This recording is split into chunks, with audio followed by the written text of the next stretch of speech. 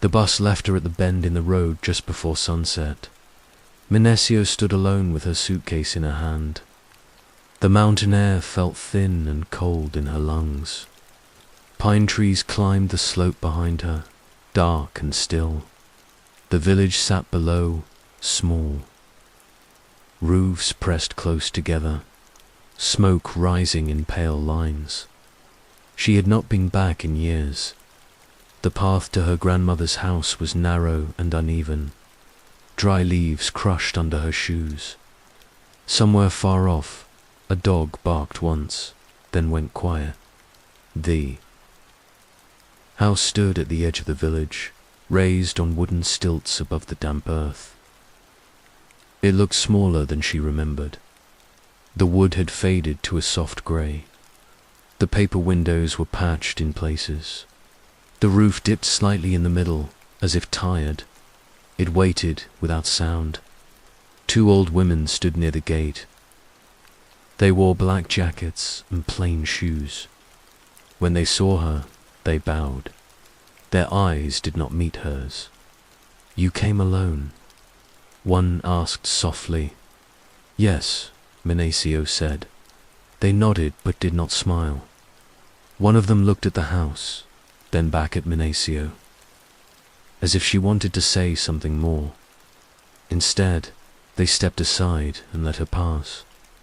The gate creaked when she pushed it open. The yard smelled of pine sap and old smoke. The small clay jars near the wall were still lined up in a neat row. Nothing had moved. It felt wrong that the world could stay so still after a funeral. She climbed the wooden steps. Each one groaned under her weight. Inside, the air was dry and cool. Dust softened the corners of the room. Her grandmother's low table stood by the window. A folded blanket rested exactly where it always had. The clock on the wall had stopped. Min-seo set her suitcase down and removed her shoes. At the far end of the room stood the ancestral shrine. It was simple dark wood, polished by years of careful hands. Thin incense bowls rested in front of framed photos. The faint smell of ash still lingered, and beneath the shrine, placed carefully against the wall, sat a small lacquered chest. It was deep red, almost brown in the dim light. A faded silk cord wrapped around it, tied in a tight knot. The surface held tiny scratches. Thin as hair, Min-seo stared at it. A memory rose without warning. Her grandmother's voice, low and firm. Never move it. She had been 10 years old, reaching toward the chest out of curiosity. Her grandmother had caught her wrist, not harshly, but strong enough to stop her. "Some things stay where they are," she had said. "Promise me." Min-seo had promised. Now the house felt empty without that voice. The silence pressed against her ears. She stepped closer to the shrine and bowed. Her knees touched the wooden floor. She lit a stick of incense with shaking fingers and placed it in the bowl. Smoke curled upward, thin and pale. "I'm here, Holmione," she whispered. The words sounded small. Outside, the wind began to move through the trees. The paper doors trembled lightly in their frames. A low hum filled the house, like breath passing through old lungs. Min-seo rose and carried her suitcase to the side room where she used to sleep as a child. The sliding door stuck halfway before opening with a soft snap. The room smelled of straw, mat and cold air. Her old blanket lay folded in the corner. The window looked toward the mountain. She ran her fingers across the floor. Dust coated her skin. As evening settled, the village grew quiet. No cars, no music. Only the wind and the distant sound of something wooden knocking against something else. Min-seo made a simple meal of rice and kimchi. She ate alone at the low table. The empty space across from her felt heavier than the food in her mouth. After washing the bowl, she turned off the main light. Only the moon shone through the paper windows, casting soft shapes on the floor. She lay down on her mat in the side room. The blanket felt thinner than she remembered. The house made small sounds as the night grew colder, wood shifting, nails tightening. A faint pop from the beams above. The wind pressed harder against the paper. Doors. They bent inward, then relaxed. Min-seo closed her eyes. At first, there was nothing but the rush of air outside. Then she heard it, a soft step, not from outside, from inside the house. Her eyes opened. She held her breath and listened. Another step. Slow. Careful. The sound came from the main room. The floorboards there were older. They carried sound easily. She told herself it was the wood settling, the cold making it contract. The steps continued, one then another. They moved across the floor unhurried, as if someone was walking in a circle. Her chest tightened. "Hello," she called softly. The word fell flat. The steps did not stop. They moved. Closer to the hallway leading to her room. Her mouth went dry. She sat up slowly, the blanket sliding from her shoulders. The moonlight shifted as clouds passed over it. The room dimmed. The steps reached the doorway. Then silence. Min-seo stared at the open space beyond her room. The darkness there felt thick. Minutes passed. Nothing moved. Her body ached from holding still. At some point, without meaning to, she lay back down. Sleep came in pieces. In her dream, she stood in the center of the house. The shrine was gone. The walls felt taller. The floor was cold under her bare feet. She heard footsteps circling her. She turned, but saw no one. The steps brushed close behind her, then moved away, round and round. She tried to call out, but no sound came from her mouth. The circling grew tighter. Closer. She woke with a sharp breath. Grey light filled the room. Morning. For a moment, she did not move. The house was quiet. No wind, no steps. Her heart still beat too fast. She pushed the blanket aside and stood. The air felt colder than it should have been. She slid open her door. The main room lay still in pale light. The shrine stood where it had the night before, but something was wrong. Min-seo stepped forward slowly. The space beneath the shrine was empty. The small lacquered chest was gone. Her stomach dropped. She scanned the room, the table, the corners, the doorway. Nothing. She took another step, and then she saw it. The chest sat at the threshold of her bedroom. Just outside the door she had slept behind. The silk cord remained tied. The lid closed tight. It rested upright, straight, as if placed. There with care, Min-seo's breath trembled. She knew she had not touched it. The dust around the shrine was smooth, except for a faint mark where the chest had been. Her eyes moved to the floor between the shrine and her room. The dust there was. Disturbed, not by dragging, but by steps. Small, faint impressions, leading from the shrine to her door. She stood frozen, the cold rising through her bare feet. The house said nothing. The chest waited at her threshold. silent and still, as if it had chosen its place. The chest remained at her doorway long after the sun had fully risen. Min-seo stood in the cold light, staring at it. The silk cord was still tied tight. The knot sat exactly as it had beneath the shrine. Nothing looked disturbed. She stepped closer and crouched. The lacquered surface held a faint shine. When she touched it, the wood felt smooth and warm, not from sunlight.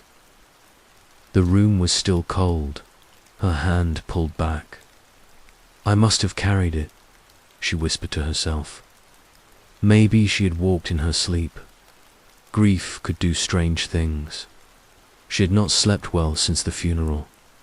Her mind felt thin, stretched too tight. She glanced at the floor again. The faint marks in the dust looked like footprints, but too small to be certain. They faded near her. Min-seo swallowed and picked up the chest. It was heavier than she expected. The silk cord brushed against her fingers. The threads felt dry, almost brittle, yet the knot held firm. She carried it back to the shrine. For a moment, she hesitated. Her grandmother's voice echoed in her memory. Never move it. I'm only putting it back, Min-seo said softly. She set it beneath the shrine, aligning it carefully with the wall. Then she bowed, her forehead nearly touching the floor. The house stayed silent. Later that morning, she walked into the village. The sky was pale and cloudless. Women hung laundry outside their homes. A man repaired a fence near the well. Life continued in small, steady motions. When they noticed her, the movement slowed. She bowed politely. Did anyone come to the house last night? The man paused, hammer in hand. No, I heard footsteps. He looked at the ground. Old houses make sounds. Another woman spoke without looking at Min-seo. You should not stay alone there. Min-seo forced a small smile. It's my grandmother's home. A silence stretched between them. After a moment, the older woman added, some things should stay where they belong. The words felt heavier than they sounded. Min-seo frowned. What does that mean? But the woman had already turned away, lifting a basket of wet clothes. No one met her eyes again. By afternoon, the air grew thick and still. Clouds rolled slowly over the mountain peaks. The smell of rain lingered, though none fell. Min-seo returned, home with a bag of rice and dried fish. Inside, the house felt close, as if the walls had drawn nearer. She placed the groceries on the table and looked toward the shrine. The chest remained where she had left it. She walked toward it slowly. The silk cord caught the dim light. The knot seemed smaller now, almost fragile. Her grandmother had never explained why it could not be moved, only that it must not be touched. But her grandmother was gone. Min-seo knelt. I need to understand, she said quietly. Her fingers reached for the cord. The silk felt rough against her skin. As she loosened the knot, tiny threads snapped with faint, dry sounds. The cord fell away into her lap. The lid did not open at first. She lifted it gently. Inside lay a small wooden tablet, no longer than her hand. It was carved from dark wood, smooth along the edges. A name had been etched into its surface in careful strokes. She did not recognize it. One corner of the tablet was stained darker than the rest. Not paint. Something soaked deep into the grain. Min-seo felt a strange pull in her chest. She lifted the tablet. The moment it left the box, the house made a long, low sound. A deep creak traveled through the beams above her. The floor shifted under her knees. It sounded like a breath.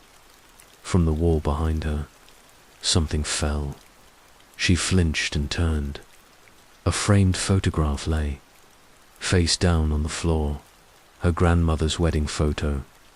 The glass had cracked in one sharp line. Across the center, Min-seo stared at it, her pulse quick. The air in the room felt different, thicker, harder to draw in. She placed the tablet back into the chest quickly and closed the lid.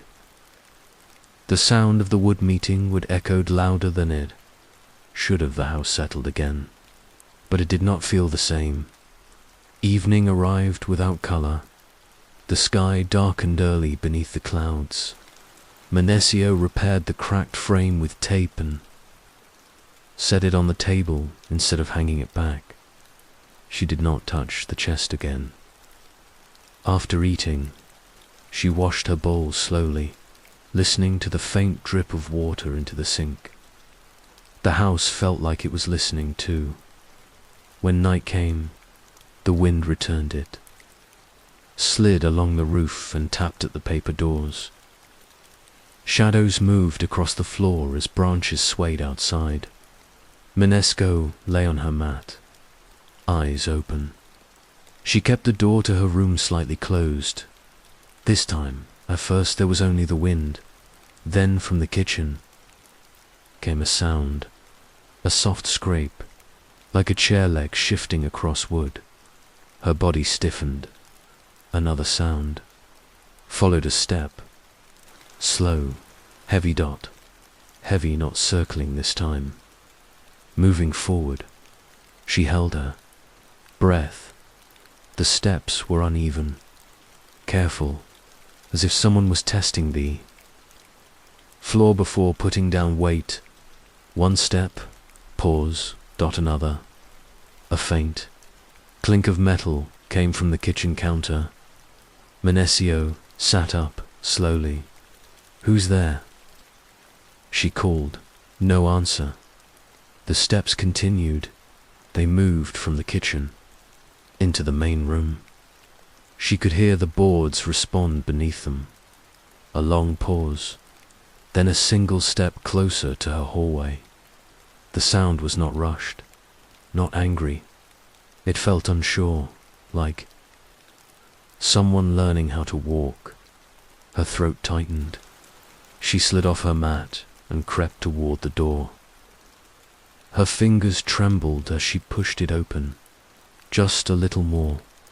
Moonlight spilled into the hallway. The main room stood empty. The shrine was still. The chest remained, closed beneath it. The kitchen doorway showed only darkness. The steps had stopped. She stood there for a long time, listening.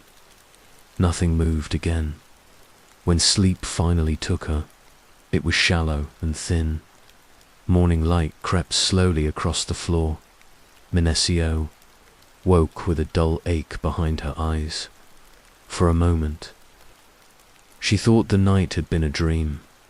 Then she smelled it. Wet earth, mud. She rose and stepped into the main room. The back door stood slightly open. A thin line of damp air slipped inside. Her heart began to pound. She walked toward the door and looked down. Muddy footprints marked the floor. They began at the back. Entrance, small, bare. The mud was dark and fresh. Each print faced inward. They crossed the kitchen, past the low table, moved slowly toward the shrine. Min-seo followed them, her breath shallow. The footprints stopped directly in front of the ancestral shrine. They did not turn away. They faced the empty space. Beneath it, the chest sat open now. The silk cord lay loose beside it. Inside, the wooden tablet was gone. The village elder's house stood at the highest point of the road, where the wind never seemed to rest. Min-seo climbed the stone steps slowly. The morning felt colder than it should. The muddy footprints and the empty chest still filled her. Mine. She had not touched anything before leaving. She could not bear to. The elder's door was open. A thin line of smoke rose from a metal stove inside. He sat on the floor by a low table, his back straight despite his age. His white hair was tied neatly at the nape of his neck. He did not look surprised to see her. "You opened it," he said. Min-seo stopped just inside the doorway. "Yes." The word felt heavy. He poured hot water into 2 cups. The steam curled into the air between them. "Sit," he said. She lowered herself onto the floor across from him.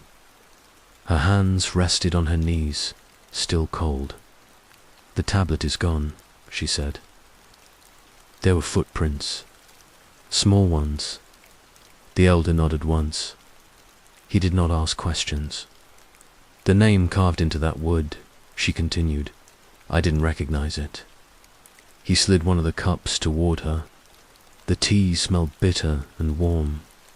"You would not," he said. It was removed from the records, from the family line. The room seemed to grow smaller. The elder looked into his cup as he spoke. "Your great-aunt, your grandmother's younger sister. She was 17. Min-seo felt her throat tighten. "She was with child," he said.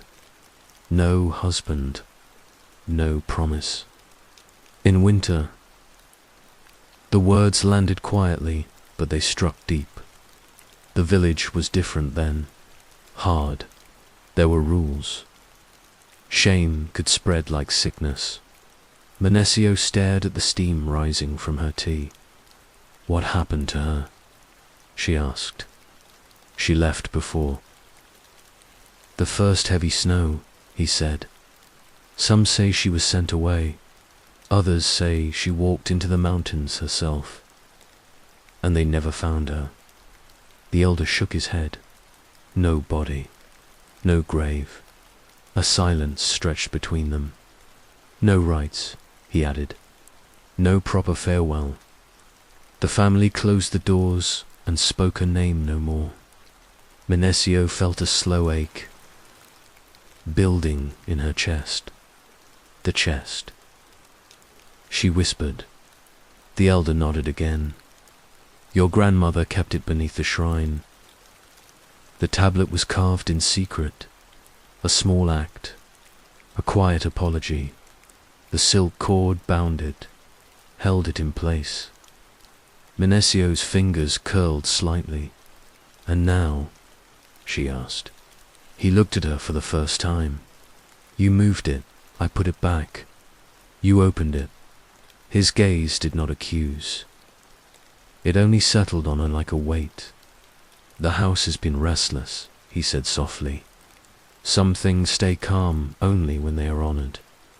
Min-seo thought of the fallen photograph, the muddy prints, the cold breath of the house. "I didn't mean I know." He leaned back slightly, the wood beneath him creaking. "She was never given a place to rest," he continued. "The chest was not a prison. It was a marker, a promise that someone remembered." Min-seo's eyes stung. "And now she is walking?" she asked. The elder did not answer directly. "The mountain does not forget," he said. "But neither does blood." The wind struck the side of the house hard enough to rattle the windows. Min-seo finished her tea in silence. When she stepped outside, the sky had shifted. The air felt sharper against her skin. By the time she reached her grandmother's house, clouds had gathered low over the peaks inside. The cold hit her first. The temperature had dropped. Her breath showed faintly in the air. She closed the back door firmly and locked it. The muddy prints still marked the floor, dark and drying now. The chest remained open beneath.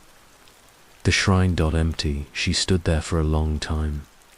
The wooden beams above her gave a soft groan. A thin white pattern spread slowly across the floorboards near the doorway. At first, she thought it was dust. Then she knelt and touched. It cold frost, it traced the lines of the wood like pale veins. Her skin prickled. The frost crept farther, inch by inch, reaching toward the shrine. Min-seo backed away slowly.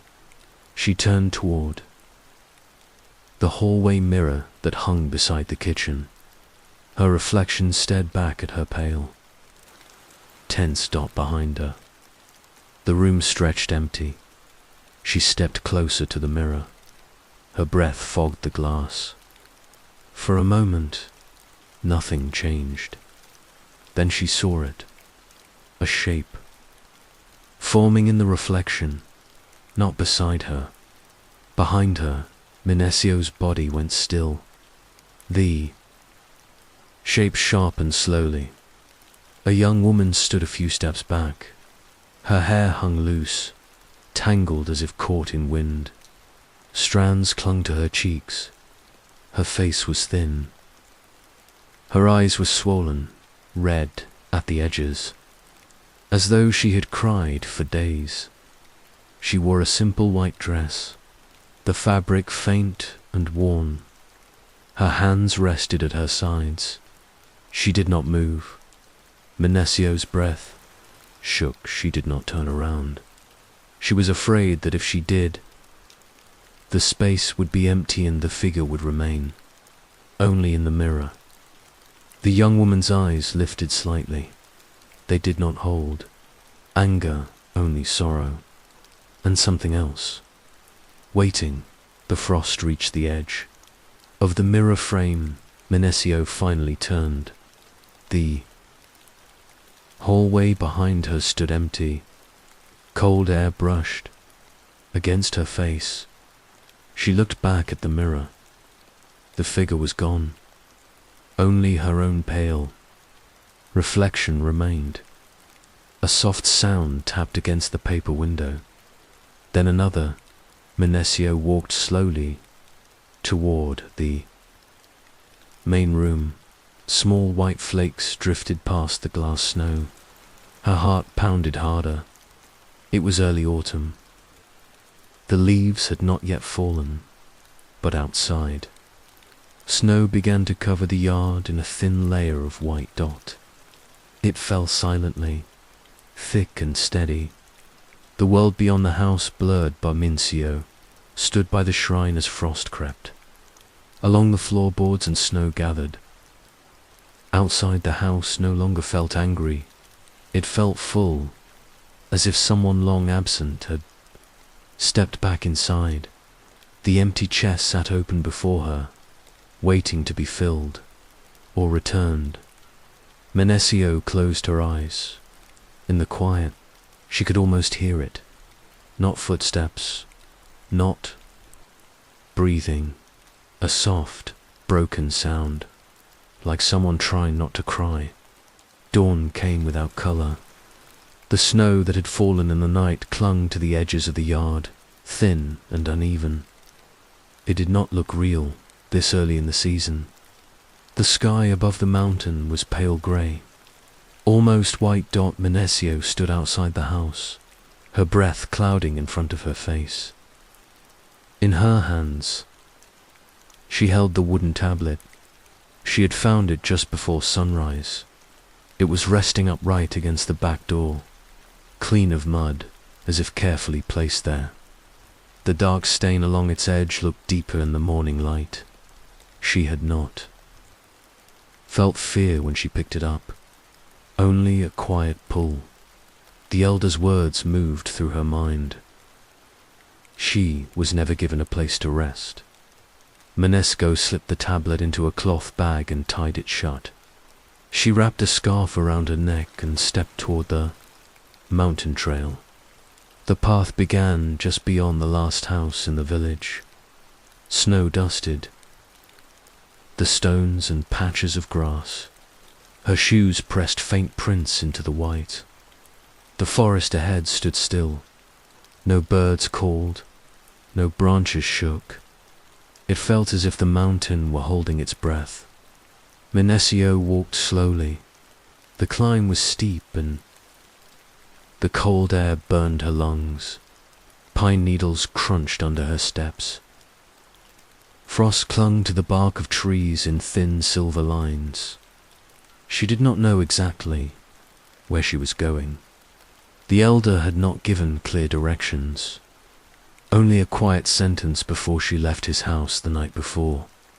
Beneath the bent pine, he had said, "Where the ground dips but never fills." That was all. The forest thickened as she climbed higher. The village disappeared behind her. Snow lay deeper here, untouched.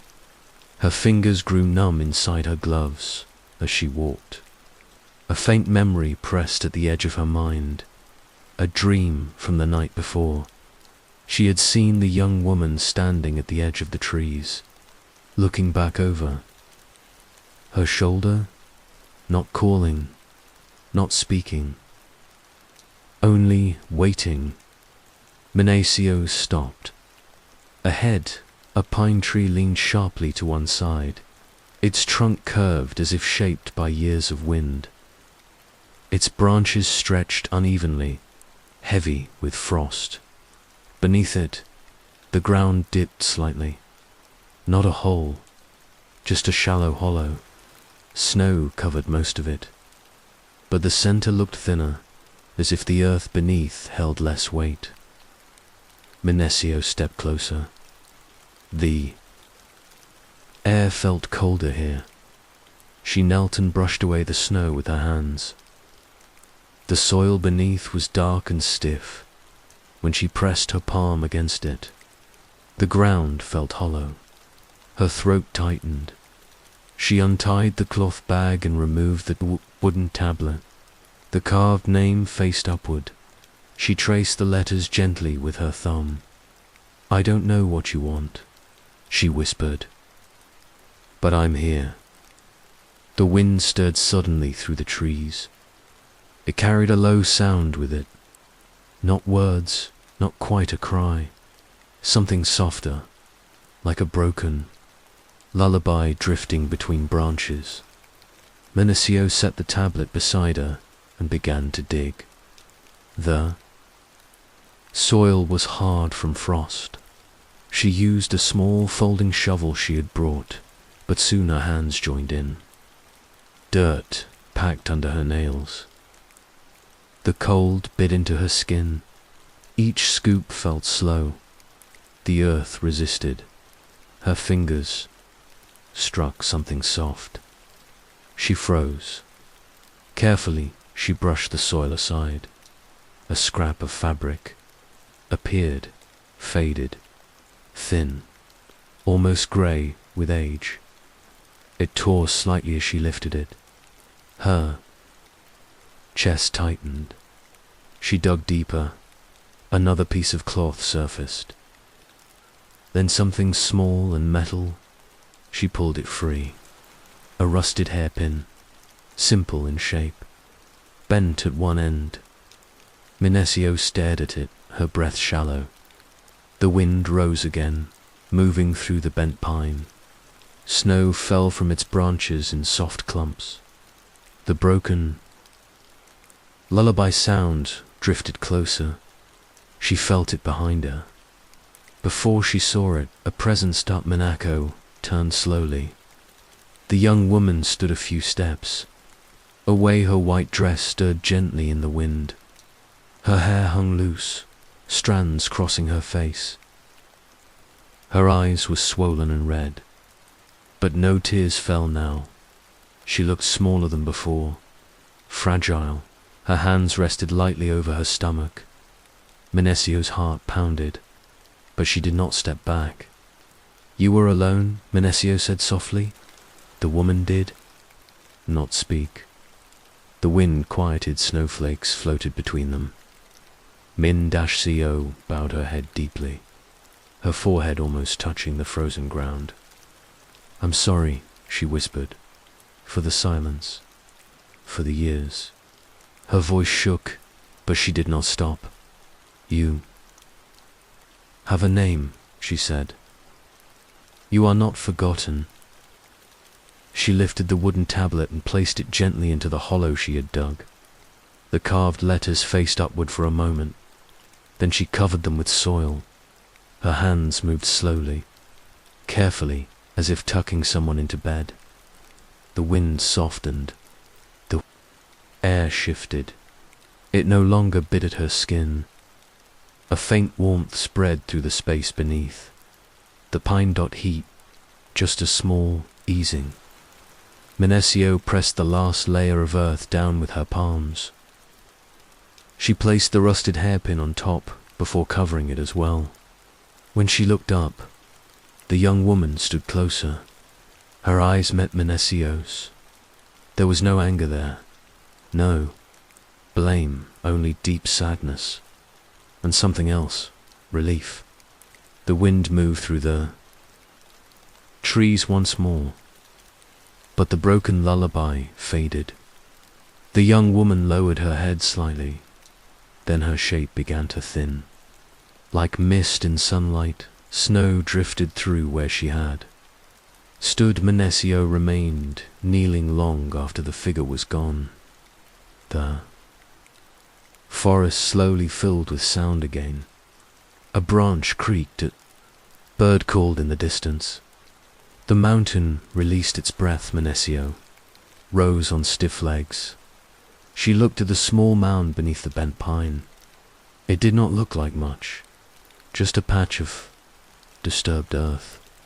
But it felt different now. Settled, she bowed. Once more, deep and steady. I will carve your name again, she said quietly, where everyone can see. The words felt firm in her chest as she turned to walk back down the trail. Sunlight broke faintly through the clouds.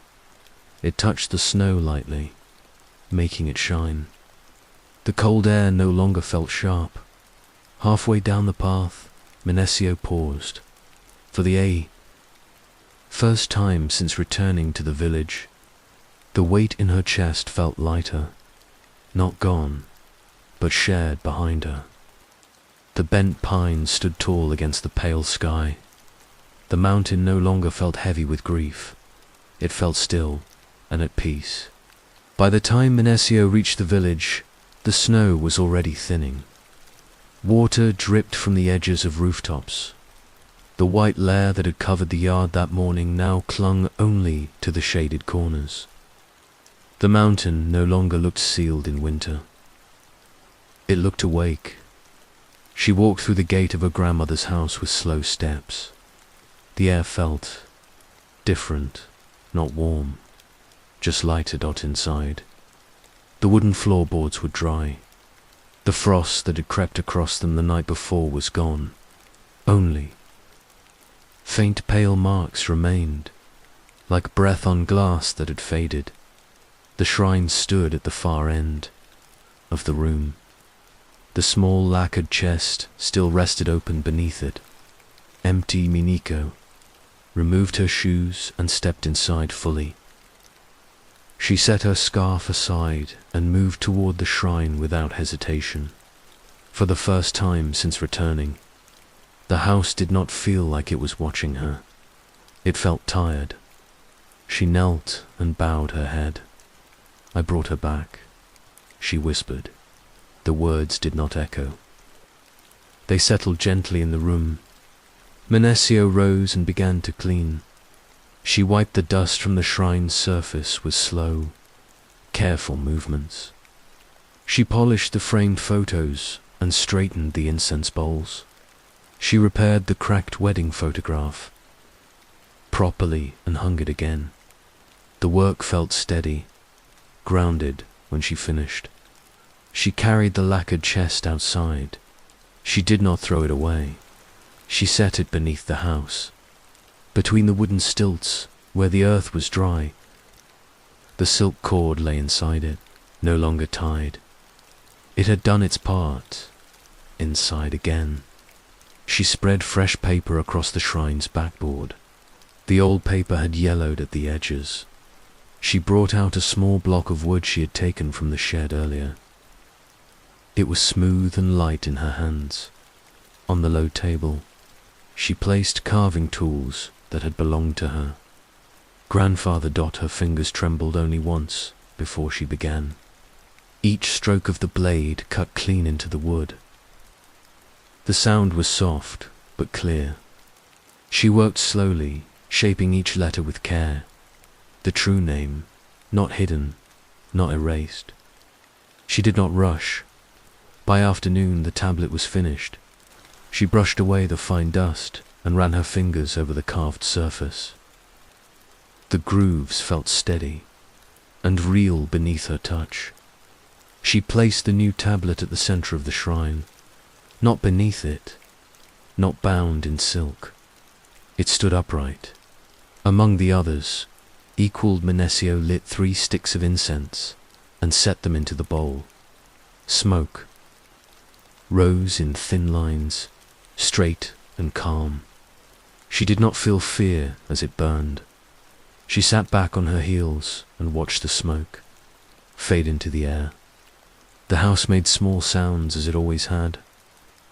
Wood shifting, a quiet hum from the beams, but there were no footsteps, no uneven steps in the kitchen, no breath against the paper doors. As evening came, the sky turned soft pink behind the mountain. Min-seo cooked rice and soup and placed a small bowl before the shrine before she ate. She did not speak grand words. She only bowed once more. Night settled gently. She lay down on her mat in the side room. The door opened this time. Moonlight slipped across the floorboards. The house felt still. She closed her eyes. Sleep came deeper than it had in days. In her dream, she stood in the main room again. The shrine glowed softly in candlelight. The new tablet stood clear and strong among the others. At the doorway of the house, someone stood the young woman. Her hair was no longer tangled by wind. It rested smoothly over her shoulders. Her dress looked clean, no longer worn thin. Her eyes were not swollen. They were calm. Min-seo did not feel cold. She stepped forward slowly. The young woman did not speak. She only bowed once, deep, grateful. When she lifted her head, her form began to fade. Like mist touched by morning light, no sorrow remained on her face, only quiet peace. The doorway filled with soft brightness. Min-seo woke as the first sunlight entered the room. The air felt warm. Birds called outside, sharp and alive. She sat up, slowly, and listened. No movement in the kitchen, no sound in the hallway, only the normal creaks of an old house stretching into a new day. She walked into the main room. The shrine stood, steady. The incense from the night before had burned down completely, leaving thin trails of ashdot. The new tablet caught the morning light. Min-seo bowed once more. She understood something now. The chest had never been cursed. It had not held anger. It had held silence. A silence her grandmother had carried alone. A silence tied tight with faded silk. By opening it, Min-seo had not set something loose. She had given it a place. She stepped outside into the yard. The last of the snow had melted into clear, drops that soaked into the earth. The mountain looked bright and open beneath the blue. Sky, neighbors passed along the road and glanced toward her house. This time, they did not lower their eyes quickly. One of the older women paused at the gate. "You look rested," she said. Min-seo gave a small nod. "I finished what was left undone," she replied. The woman studied her face for a moment, then bowed gently before continuing on her way. Min-seo remained in the yard, listening to the wind move softly through the pine trees. The house behind her stood firm on its wooden stilts. It no longer felt like a waiting animal.